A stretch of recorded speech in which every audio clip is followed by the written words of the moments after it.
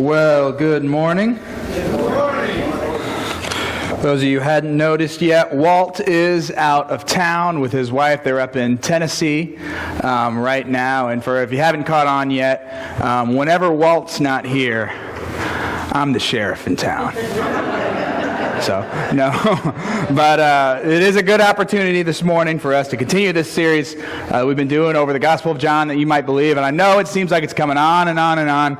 I promise you we are nearing the end. And so this series has been exploring the Gospel of John and really John's purpose for writing his Gospel, and that was to supplement the first century church's understanding of who Jesus was. The other three Gospels that we have, Matthew, Mark, and Luke, they do a great job explaining what Jesus did. They do a great job showing us some of the things Jesus taught, some of the things Jesus said. But they don't necessarily do a great job showing us exactly who Jesus was. And so John set out to write his gospel to supplement that understanding. And he does this mainly through 7 main miracle accounts he describes to us, 7 accounts that he calls signs. And these were no ordinary miracles. These were signs. These were specific, calculated, interpretive miracles in which each of them seemingly revealed something about Jesus, his identity, and his purpose here on earth. And a lot of these signs are some of the more popular miracles of Jesus. And you see, we've talked about turning water to wine, feeding the 5,000, and as you can see, you can read for yourself. And John actually gives us his purpose statement towards the end of his gospel. In chapter 20, he says this: "These things, these signs, are written so that you might believe that Jesus is the Christ, the Son of God, and that by believing you may have life in his name." So John sets out to describe to you who Jesus was through these 7 interpretive signs, and that in doing so you would read and you would come to the conclusion he came to, that Jesus Christ was the Son of God, and that by believing that you would have life. So that is a very brief synopsis of what this series has been about, what we've been talking about, and I wanted to keep it brief because the story we're going to look at today is a bit of a longer one. It's from John chapter 11. It's the story of Jesus raising Lazarus from the dead. And I say that it really is one of my favorite stories in the Bible. It is it is an intimate, and it is a beautiful story of Jesus and 3 people whom he was in a relationship with and whom he loved very dearly. So, without further ado, if you have your Bibles and you'd like to follow along, turn with me to John 11, where we will begin in verse 1. If you don't have your Bibles, it of course will be on the screen as always. Chapter 11, verse 1 says, "Now a certain man was ill, Lazarus of Bethany, from the village of Mary and her sister Martha. It was Mary who anointed the Lord with ointment and wiped his feet with her hair, whose brother Lazarus was ill. So the sisters sent to him, saying, 'Lord, he whom you love is ill.'" Okay, so the story starts off right away, and it tells us that Lazarus, this guy whom Jesus loved, good friend of Jesus, is very, very ill. And what you need to know, in the ancient world back then, when you were sick, when you were ill, this wasn't, I'm not coming into work this week. You know, I need to stay in bed. I need to drink some fluids. Back then, to be sick, because they didn't have health care, they didn't have doctors or medicine. To be sick, to be written as ill, was a death sentence. There was not much hope once you got to the point where you were considered ill. They didn't have medicine. They didn't have doctors to heal you. There wasn't much hope after you were after basically you were said to be sick. And so Lazarus is at this point where he is now sick and probably on his deathbed. Verse 4, "When Jesus heard it, he said, 'This illness does not lead to death, but it is for the glory of God, so that the Son of God may be glorified through it.'" And Mary and Martha, who obviously sent someone to tell Jesus this news of Lazarus being sick, this is exactly what they would have wanted to hear. They would have wanted Jesus to say, "Don't worry, Lazarus isn't going to die." Because, like I said, at this point, there isn't much hope for their brother Lazarus to live. The only hope they probably had would have been for Jesus to come and to heal their brother, like they'd seen him heal all kinds of people at this point in his ministry. And so for Jesus to say, "Don't worry, this sickness will not end in death," would have been music to Mary and Martha's ears, which is what makes this next part so confusing. Jesus loved Martha and her sister and Lazarus. Jesus loved all 3 of these people. So, when he heard that Lazarus was ill, he stayed 2 days longer in the place that he was. And this is why I said, this doesn't make much sense. Jesus, Lazarus doesn't have much time here, okay? He's on his deathbed right now. It's already a couple days' journey to get to Bethany from where you are now. If you want to save Lazarus, we need to get going. If you say this sickness isn't going to end in death, Jesus, you need to get moving. What are you doing here just hanging out, seemingly, just in no rush at all? For 2 more days, Jesus? I mean, is this guy your friend? He needs you now, Jesus. Why don't you get moving? And then after this, he said to his disciples, this is after waiting for 2 days, let us go to Judea again. And the disciples said to him, well, Rabbi, the Jews were just now seeking to stone you. And are you going there again? Jesus answered, are there not 12 hours in the day? If anyone walks in the day, he doesn't stumble, because he sees the light of the world. But if anyone walks in the night, he stumbles because the light is not in him. Okay, so Jesus gives him a pretty elementary lesson on vision. If you're walking around during the daytime, you don't have to worry about falling down or tripping or stumbling, because you could see where you're walking. But at night, that's when you got to be careful, because you can't see where you're walking. And that's, what are you talking about, Jesus? That's not what we asked you. We asked you, Jesus, why would we go to Judea? Look, Jesus, we know your friend Lazarus was sick. We know he was in trouble. That was 2 days ago. Look, Jesus, this might be hard to hear, but your friend Lazarus is gone, okay? He's sick. He wouldn't have lasted this long. He's going to be dead by the time we get there, okay? And to be honest, Jesus, last time we were in Bethany, which is in Judea, all the religious people wanted to kill us because of what you were saying and what you were doing. Look, Jesus, I know it's your friend, and if we had left right away, it would have been different, but Lazarus is dead. If the only thing that's going to come from us going to Judea is we also are going to be killed by the Jews there. Look, Jesus, why would we go to Judea? And Jesus says this to them. After saying these things, Jesus said to them, our friend Lazarus has fallen asleep, but I go to awaken him. And the disciples said to him, Lord, if he's fallen asleep, he'll recover. But Jesus had spoken of his death, and they were thinking he meant rest, as in sleep. Okay, so back then, this is the understanding in the ancient world, and it was, we know, even true today. When your body is asleep, that's when your body is recovering. When you're at rest, that's when your body is healing itself. That's this body's natural process of healing itself. And so they understood, hey, if Lazarus isn't dead, if Lazarus is asleep, Jesus, that's good news. That means his body is beginning to heal, and we need to let him sleep. So if Lazarus is in fact alive, the last thing we want to do is rush to his house in Bethany and wake him up, because we're going to stop his body's natural healing process. Jesus, like again, we get it, he's your friend. Nothing good is coming from us going to Judea. The only thing that's going to happen is us getting killed by the religious leaders. And John tells us here, because he wrote, after the fact he wrote this, that Jesus was talking about Lazarus was already dead when he said sleep. And then Jesus told them plainly, Lazarus has died. And this next part that I'm going to read here is really challenging, because we saw earlier in this story, Jesus loved Lazarus. Jesus loved Lazarus and his family. And still, seemingly from what I'm about to read, he let him die, which is what makes this next line very, very challenging, and almost hard to believe that Jesus would say this. Lazarus has died, and for your sake, I'm glad that I was not there, so that you might believe. But let's go to him. Jesus says, look, Lazarus is gone, and I'm kind of happy about it, honestly, because something good's going to come to this. You're going to be able to believe. And this would have just completely baffled the disciples, who, as always, have no idea what's really going on. And then this is what Thomas, called the twin, said to his fellow disciples, let us go, that we may die with him. And so they knew that they thought they knew what was going to come if they went to Judea, and they didn't like it, and they thought for certain that they were all going to be killed, but they knew enough about Jesus, they know enough about what he had said and done to trust him enough to follow him even to death. And so they follow him to Judea, where they expect to be killed along with him. The story now goes to verse 17, to the next section of this story, where Jesus has arrived in Bethany, and it says, when Jesus came, he found out that Lazarus had already been in the tomb 4 days. And Bethany was near Jerusalem, about 2 miles off, and many of the Jews had come to Martha to console them concerning their brother. 4 days? He took 4 more days to get from point A to point B.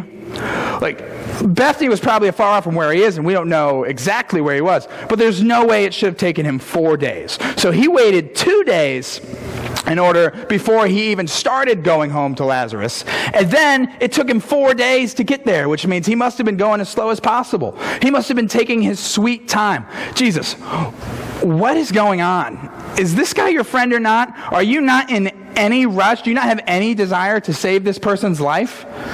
4 days it took you to get here? And another thing that I think we miss a lot of times is this verse 19 here.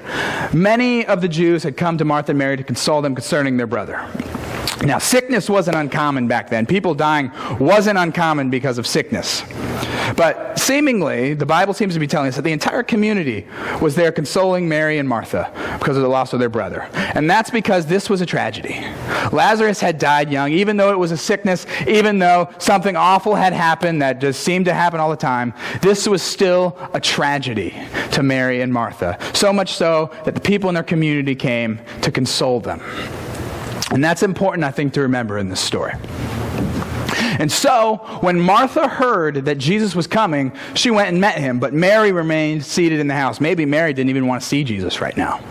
Mary remained seated in the house, and Martha said to Jesus, Lord, if you had been here, my brother would not have died.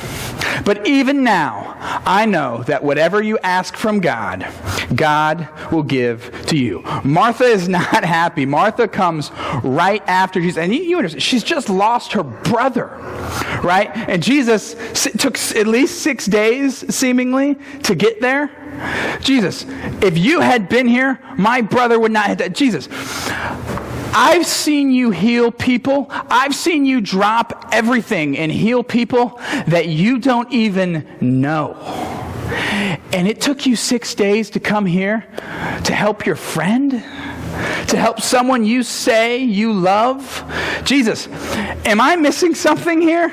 What took you so long? Jesus, you could have come here right away and saved my brother's life. You could have, but you didn't.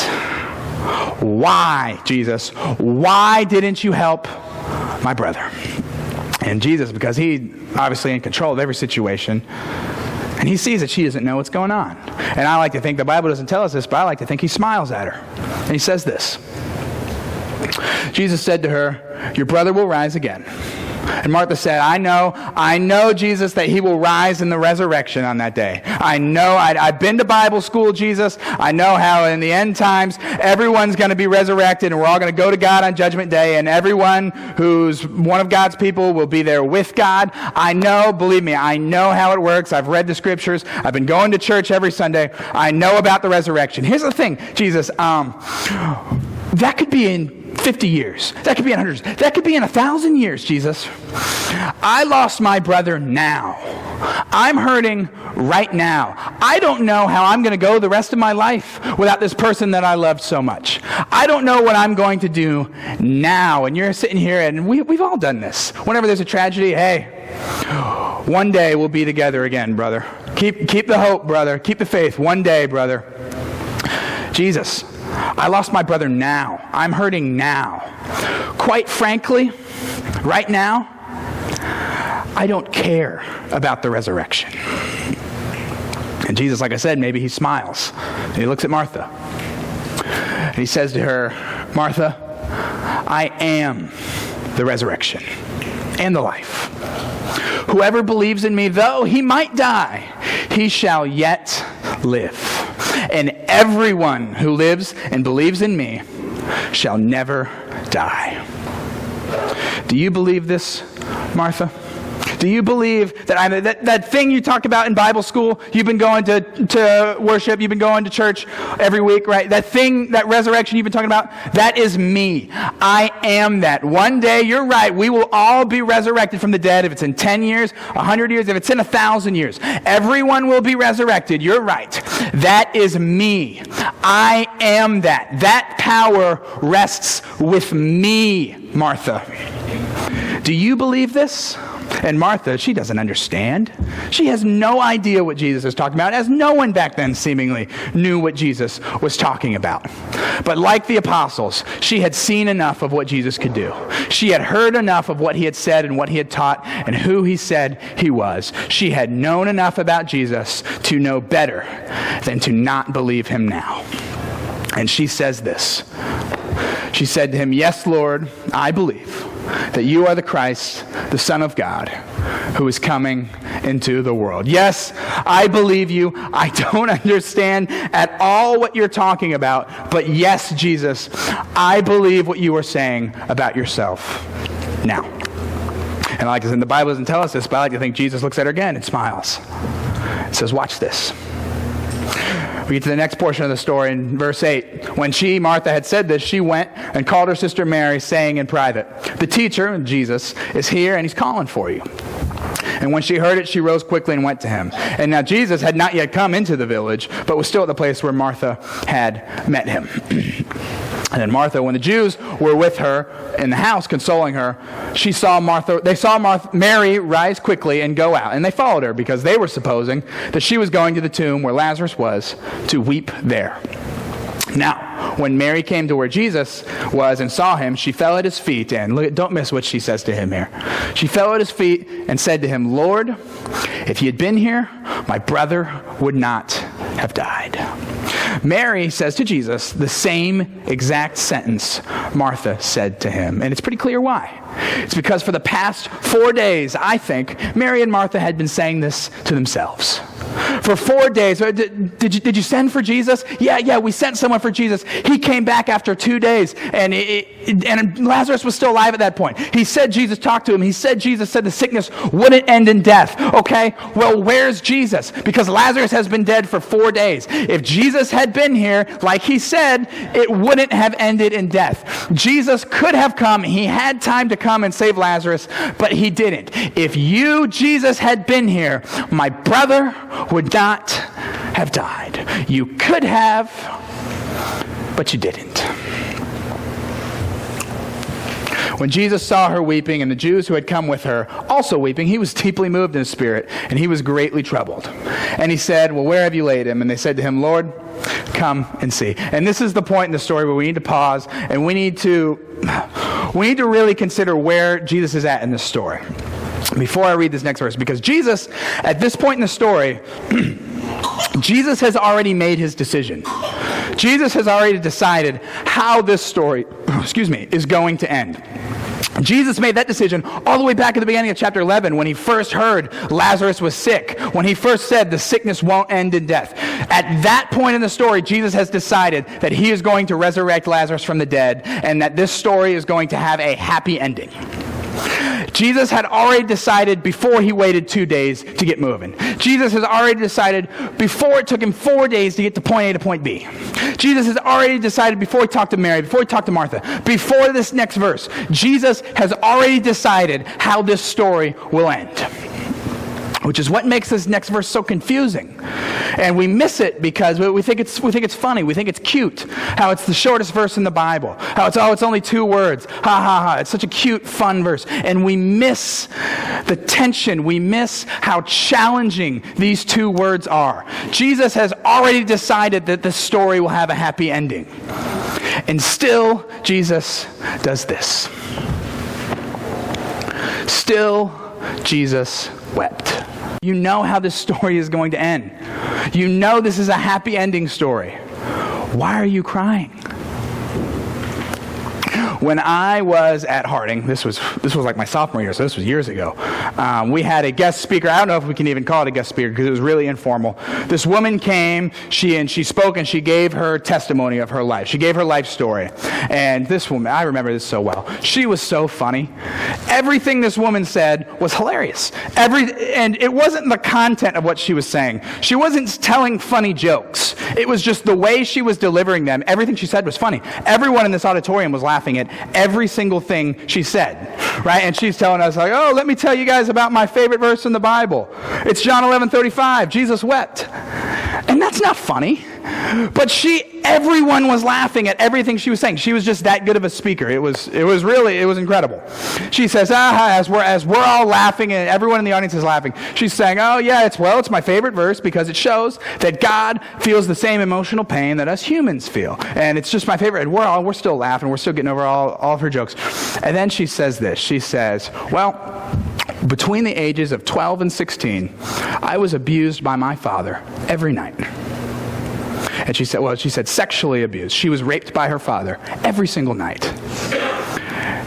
And the auditorium fell silent.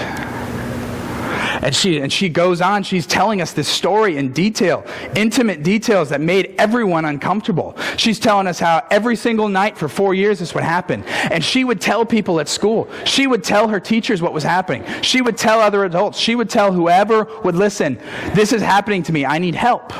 And it was so sad. She said every single person didn't believe her. They thought she was making it up for attention. They thought she was just causing problems for her family, and they told her to stop, to be quiet, stop causing problems for your family and your father, who I guess the father was a well-respected member of his community. You need to stop this. And no one would believe her for 4 years. And this is the saddest part of the story. She said there was a group of kids who I guess didn't like her, who knew about how she said this was her situation, who would make fun of her for it. They would come up to her and they would say, because they weren't Christians, and she of course was, say, you believe in God? Well, why is he letting this happen to you? Where's your God when he needs you? And she tells us those kids meant it to be cruel. But for her, that was a very real and very challenging question in her life. I mean, she's 16 years old. Where is God? Why is this happening to me? If you love me, God, if you are all-powerful, God, why won't you stop this, God? You can, but you don't. And then she goes on, she said when she was 16, she told the right person who listened to her, got her out of that situation into a home where she was treated with dignity and respect and locked away the father for what he had done.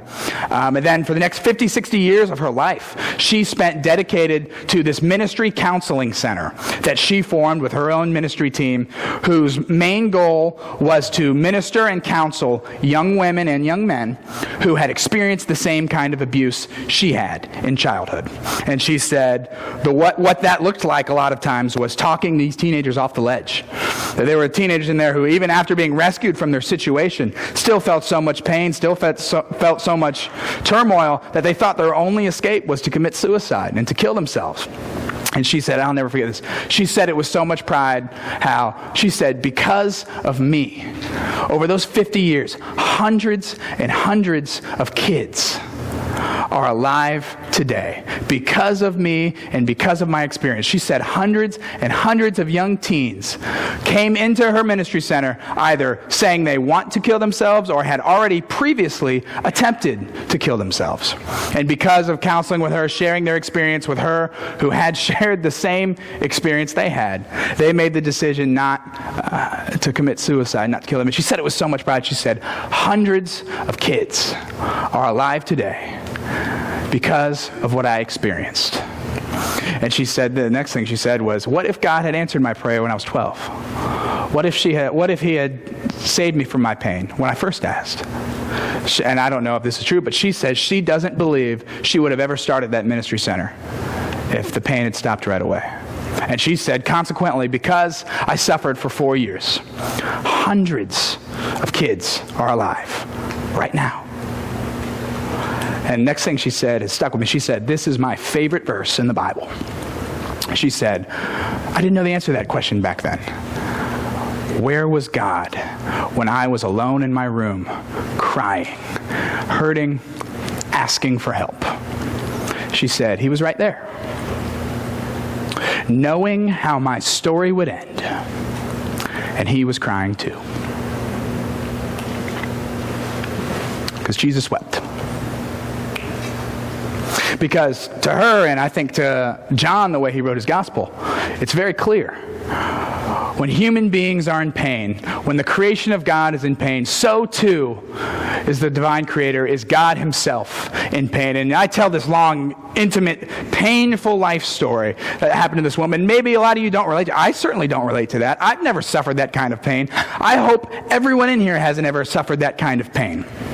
So maybe you don't relate to it on the other. But I will bet one thing. Everyone in this room has felt some kind of pain in their life, has had some kind of suffering in their life where they struggle, and you ask God, God, where are you right now? God, I just lost my job. God, my best friend is sick. God, my relationships are broken. I've lost my car. I've lost my house. I can't make ends meet. I don't have, all of my relationships are broken. I don't have any relationships anymore. I'm sick. My son, my daughter is sick. God, I need your help. Where are you? God, you can fix this. I'm asking you to fix this. You can fix this. You can, but you don't. You should, but you won't. God, where are you? Well, this woman would tell you, I think John would tell you, that maybe, just maybe, God is right there with you. And maybe, just maybe, there is a greater purpose for the suffering that you are experiencing. Maybe. But certainly, God feels pain when the people he loves feel pain, even when that pain is necessary. Because Jesus wept. This story is not even over. Verse 38, Jesus, deeply moved again, came to the tomb, and it was a cave, and a stone lay against it. And Jesus said, "Take away the stone." And Martha, the sister of the dead man, whom Jesus had already talked to, said to him, "Lord, by this time there will be an odor, for he's been dead 4 days." And can't you just see the humanity in this moment? Can't you see, Martha, Jesus, look, I'm sorry I confronted you. I'm sorry for what I said. I know you loved him, and we've seen you crying, and we know he was your friend, and we're sorry. We're just hurting. But Jesus, we can't go in. Jesus, I don't know how to say this. It's been, you're 4 days late, Jesus. We can't go in there. It's been 4 days. His body's, it's decaying. It already smells. It already stinks. We can't go in there and see him like this. Jesus. He's gone. And Jesus says this, "Did I not tell you, Martha, that if you believed, you would see the glory of God?" And so they took away the stone, and Jesus lifted up his eyes and said this, "Father, I thank you that you have heard me, and I know that you always hear me. But I said this on account of the people standing around," and don't miss what he says here. Don't miss the way he says it. I said this on account of the people standing around, that they might believe that you sent me. And when he said these things, he cried out with a loud voice, "Lazarus, come out." And the man who had died came out. His hands and feet were bound with linen strips, and his face was wrapped with a cloth. And Jesus said to them, "Unbind him and let him go." And that's the story of Jesus and Lazarus. And this is one of my favorite stories in the whole Bible, because this is so like Jesus. For the entire story, Jesus is stringing us along. Jesus is making all these claims. Jesus is saying, "I can do this. I can do that. I am this. I am that. Don't worry. This is a happy ending. Don't worry. I got this. Don't worry." The whole story, day after day, the whole story, Jesus is making all these claims. And the people, they know Jesus. This is how he operates. This is how he does. But look, this guy's been dead 4 days. Look, Jesus, at this point, it seems like you're just kind of blowing smoke. It seems like you're just spinning your wheels here, Jesus. Look, Jesus, we've seen you do cool stuff before, but look, Lazarus has been gone 4 days. This one's over. This one's done with. And Jesus, in this climactic fashion, the only way he knew how to do it, he tells everyone he can raise people from the dead. And then he puts the chips down, and he goes and he raises Lazarus from the dead. We've been talking about the Gospel of John. We've been talking about these signs the past 5 times I've been up here. And they're all very interpretive, and we've looked at how if you read each one, specifically the way it was written, each of them are revealing something about Jesus, and sometimes it's pretty convoluted. Sometimes it's tough to see, like turning water to wine, meaning Jesus is here to replace the old broken covenant with something new, a better covenant that will come about from his death and burial.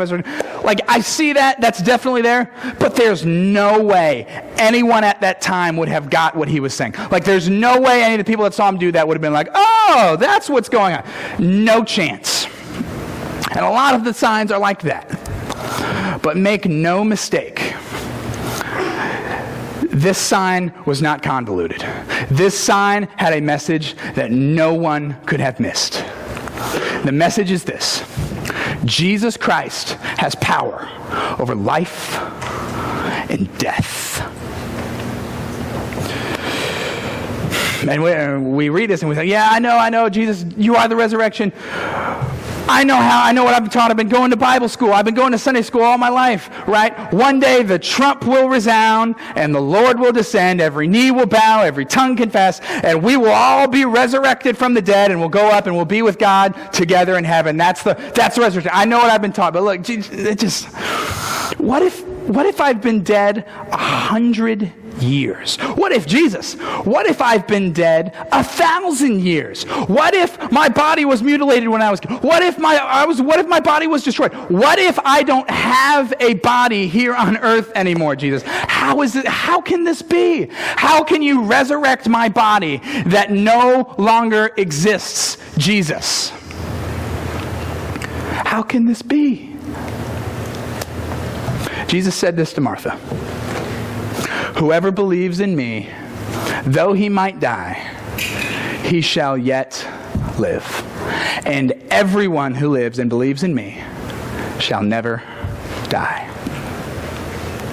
Do you believe this? I'm not asking you if you understand it. I'm not asking you if you can explain intellectually, oh, this is what's going to happen, and it's going to go like this, and then this is how all that's going to work. I'm not asking that. I'm asking, do you believe that Jesus Christ has power over life and death? I'm asking, do you believe this story that we just read is true? That Jesus had a friend named Lazarus who died, and he told everyone, yeah, I can raise this person from the dead. And then he did it. Do you believe that Jesus Christ has power over life and death? If your answer is yes, and my answer is yes, then the next part is really challenging. Because if you believe that Jesus Christ has power over life and death, then you, being in Christ, have no reason to fear death. If you have no reason to fear death, you have no reason to fear anything. The Son of Man has power over life and death. And so if you're here today and you hadn't believed that Jesus had this power, if you just thought, oh, well, these are just cool stories from you never really thought that these are true, that Jesus said and Jesus did these things.